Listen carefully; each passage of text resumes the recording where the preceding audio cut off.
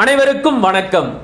தினம் தினம் கொலை கொள்ளை அப்படின்னு நூற்றுக்கணக்கான செய்திகளை நாம கேள்விப்படுறோம். ஆனா அந்த செய்திகளை, அந்த நிகழ்வுகளை ரொம்பவே சுலபமா நாம கடந்து வந்துடுறோம். ஏன் அப்படின்னா அந்த நிகழ்வுகள் எல்லாமே ரொம்பவே இயல்பானதா மாறிடுச்சு. தினம் தினம் இது மாதிரி நூற்றுக்கணக்கான கொலை கொள்ளை சம்பவங்களை, செய்திகளை நாம கேள்விப்பட்டுக்கிட்டே இருக்கோம். அதனால அந்த செய்திகள் நம்மை பெரிய அளவுக்கு பாதிக்கிறதே கிடையாது. அந்த செய்திகளை ரொம்பவே இயல்பானதா எடுத்துக்கிட்டு சுலபமா கடந்து வந்துடுறோம்.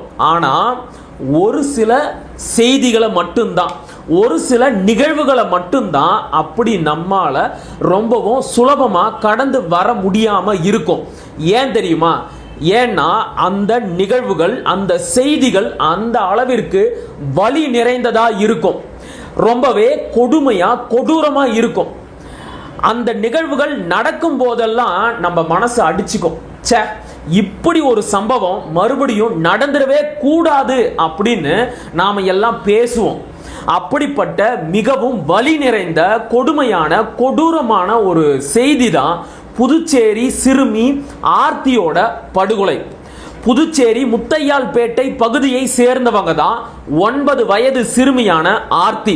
அவங்கள அதே பகுதியை சேர்ந்த 59 வயது பெரியவரான விவேகானந்தாவும் 19 வயது இளையவரான கருணாஸ் அப்படிங்கிறவரும் ஒன்னா சேர்ந்து பாலியல் வன்கொடுமை செய்து கொடூரமான முறையில் கொலை செஞ்சாங்க.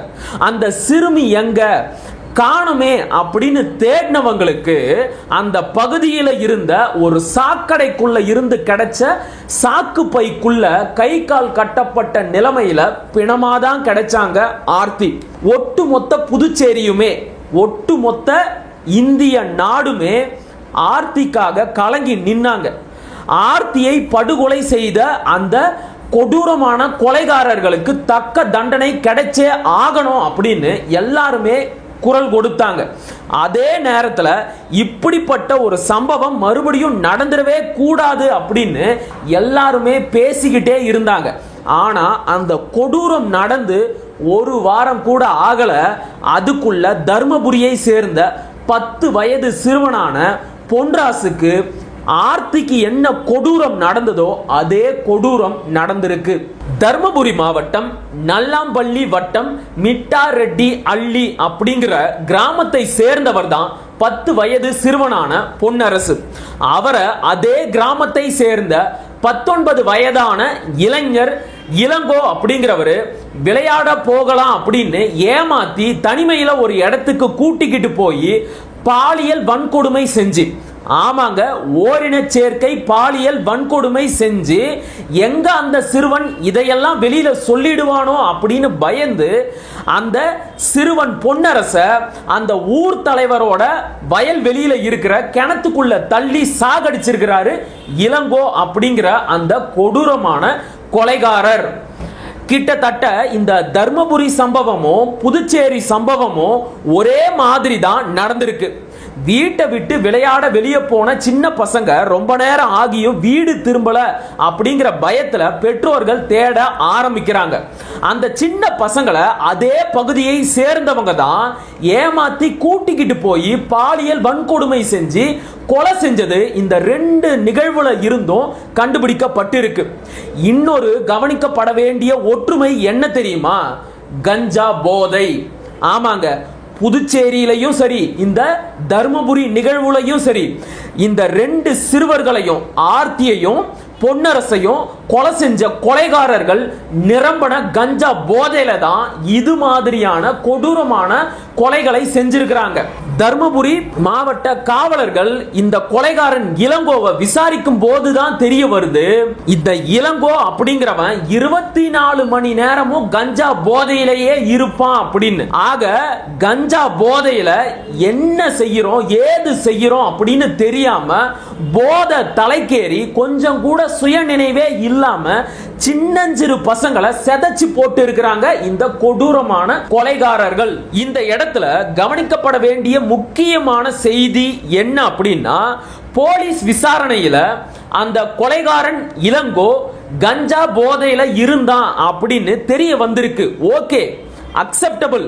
ஆனா அந்த கொலைகாரன் இளங்கோ கையில கஞ்சா எப்படி போச்சு, இத பத்தி அந்த பகுதி மக்கள் கிட்ட விசாரிக்கும் போது அவங்க என்ன சொல்றாங்க அப்படின்னா, இப்ப எல்லாம் இந்த பகுதிகளில் கஞ்சா புழக்கம் அப்படிங்கிறது ரொம்பவே சர்வ சாதாரணமா மாறிடுச்சு. அது மட்டும் இல்லாம சில மெடிக்கல் ஷாப்ல 10 ரூபாய்க்கு போதை ஊசி போடுறாங்க அப்படிங்கிற அதிர்ச்சிகரமான தகவல்களை எல்லாம் சொல்றாங்க. எப்பவுமே ஒரு குற்றவாளியை பிடிச்சி தண்டிக்கிறத விட அவன் குற்றம் செய்யறதுக்கு காரணமாக இருந்த, அவனை குற்றம் செய்ய தூண்டுகோலாக இருந்த அந்த மூல காரணத்தை கண்டுபிடிச்சு அதை தடுக்கணும் அப்படின்னு சொல்லுவாங்க.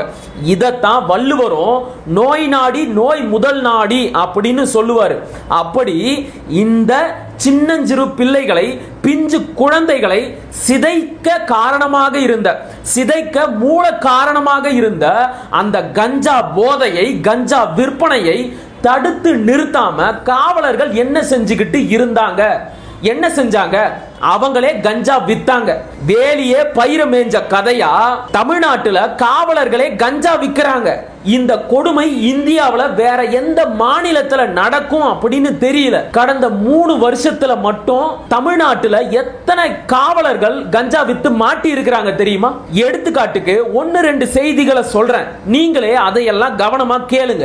27/7/2022 நீலகிரி மாவட்டத்தை சேர்ந்த அமரன், விவேக், கணேசன், உடையார் அப்படிங்கிற 4 காவல்துறை அதிகாரிகள் கஞ்சா வியாபாரிகளுக்கு கஞ்சா சப்ளை செஞ்சாங்க அப்படின்னு சொல்லி துறை ரீதியாக நடவடிக்கை எடுக்கப்பட்டு அவங்கள கைது செஞ்சு சிறையிலையும் அடைச்சிருக்கிறாங்க.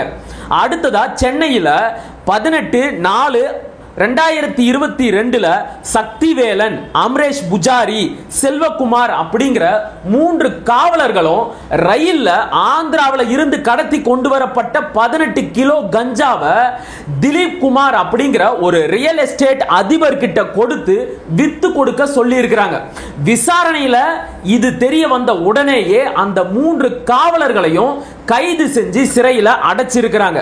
அதே மாதிரி 2023 பிப்ரவரி மாசம் 13ஆம் தேதி கூடலூரை சேர்ந்த நல்ல தம்பி அப்படிங்கிற ஒரு ஏட்டு கஞ்சா வியாபாரிகளுக்கு 7000 ரூபாய்க்கு கஞ்சாவை சப்ளை செஞ்சிருக்கிறாரு. அவர் மேலையும் துறை ரீதியா நடவடிக்கை எடுத்திருக்கிறாங்க. அடுத்ததா கோயம்புத்தூர்ல 4/4/2022 ஆயுதப்படை காவலரான கணேசன் அப்படிங்கிறவரு அறந்தாங்கி, திருச்சி, கரூர், புதுக்கோட்டை, திருவாரூர், மயிலாடுதுறை அப்படின்னு தென் தமிழ்நாடு முழுக்க எல்லா கஞ்சா வியாபாரிகளுக்கும் கஞ்சாவை சப்ளை செஞ்சிருக்கிறாரு. இந்த குற்றத்திற்காக அவரை கைது செஞ்சு விசாரணையும் நடத்திக்கிட்டு இருக்காங்க. அடுத்ததா 10/3/2023 திருப்பூர் மாவட்டம் பல்லடம் பகுதியை சேர்ந்த சரவணன், அருண் பாண்டியன் அப்படிங்கிற 2 காவலர்கள் ராத்திரி நேரத்தில் வாகன சோதனையின் போது பறிமுதல் செஞ்ச கஞ்சாவை 50,000 ரூபாய்க்கு கஞ்சா வியாபாரிகள் கிட்ட சப்ளை செஞ்சு விசாரணையின் போது மாட்டிக்கிட்டாங்க. இப்படி சொன்னா சொல்லிக்கிட்டே போகலாம், அவ்வளவு செய்திகள் இருக்கு. பறிமுதல் செஞ்ச கஞ்சாவை அழிச்சாதானே கஞ்சா புழக்கம் அப்படிங்கிறது கட்டுப்பாட்டுக்குள்ள இருக்கும். அதை விட்டுட்டு ஒரு இடத்துல பறிமுதல் செஞ்ச கஞ்சாவை வேற ஒரு இடத்துல வித்தா எப்படி கஞ்சா புழக்கம் அப்படிங்கிறது கட்டுப்பாட்டுக்குள்ள இருக்கும்? அதையும் காவலர்களே செஞ்சா அந்த கொடுமையை எங்க போய் சொல்றது? முன்னையெல்லாம் ஒரு பெட்டி செய்தியா படிச்ச கஞ்சா வியாபாரம், கஞ்சா கடத்தல் அப்படிங்கிறது இன்னைக்கு தலைப்பு செய்தியா வர ஆரம்பிச்சிருச்சு. பள்ளி, கல்லூரி அப்படின்னு எல்லா மட்டங்கள்லையும் சின்ன சின்ன பசங்க கையிலையும் கஞ்சா புழங்க ஆரம்பிச்சிருச்சு. கஞ்சாவை குடிச்சிட்டு நடு ரோட்டுல இறங்கி சண்டை போடுற கொடுமையெல்லாம் நாம தினம் தினம் பார்க்க ஆரம்பிச்சிட்டோம். தமிழ்நாட்டுல 1.5 லட்சம் பேர் இந்த கஞ்சா போதைக்கு அடிமையாகி இருக்காங்க அப்படின்னு ஒரு புள்ளி விவரம் சொல்லுது. கேரளாவில் 3.5 லட்சம் பேர், ஆந்திராவில் 4.25 லட்சம் பேர். இதை இப்படியே விட்டா தமிழ்நாட்டிலையும் கஞ்சா போதை அப்படிங்கிறது கட்டுக்கடங்காம பெருகிடும். பெரும்பாலும் ஒரிசாவில் இருந்தும் ஆந்திராவில் இருந்தும் தான் இந்த கஞ்சா ட்ரெயின் மூலமா தமிழ்நாட்டுக்குள்ள கடத்தி கொண்டு வரப்படுது. உடனடியா இதை தடுத்து நிறுத்தல அப்படின்னா ஒரு தலைமுறையே இந்த கஞ்சா போதையால செதஞ்சி அழிஞ்சு போயிடும். ஆனா இதையெல்லாம் கண்டுபிடிச்சு தடுத்து நிறுத்த வேண்டிய இடத்துல இருக்கிற முதலமைச்சர் ஐயா மு.க. ஸ்டாலின் அவர்கள் என்ன செஞ்சுக்கிட்டு இருக்காரு? போதை பொருள் கடத்துறவனான ஜாஃபர் சாதிக்கு கிட்ட நிதி வாங்கிட்டு கப் சிப்புன்னு அமைதியா இருக்காரு. நான் திரும்ப திரும்ப பதிவு பண்றேன், இந்த திமுக ஆட்சிக்கு வந்த கடந்த 3 ஆண்டுகள்ல தான் தமிழ்நாட்டில் கஞ்சா புழக்கம் அப்படிங்கிறது கட்டுக்கடங்காம பெருகி இருக்கு.